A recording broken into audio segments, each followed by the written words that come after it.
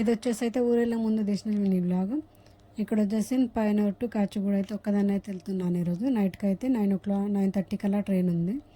అలా అని చెప్పేసి అయితే ఇంటి నుంచి 8:30 కల్లా స్టార్ట్ అయిపోయి ఇక్కడ వచ్చేసి ఫైనల్ రైల్వే స్టేషన్కి అయితే వచ్చాము. 9 అయింది.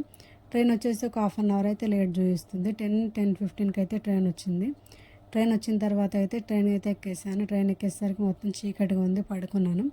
పండుకొని మార్నింగ్ లేచేసరికి 8 అయితే అయింది. 8 లేసి అయితే ఒక కాఫీ తాగేసి ఇంకా మళ్ళీ పడుకొని 12 అయితే లేసా. మధ్యాహ్నం లంచ్లోకి అయితే జొన్న రొట్టె అయితే తినేసాగా. ఇలాగ ఇంటి నుంచే తీసుకెళ్ళిపోయాను నేను. బయట అయితే ఏం తీసుకొని ఎప్పటికీ నా వెనకాల అయితే ఫుడ్ అయితే తీసుకుంటాను.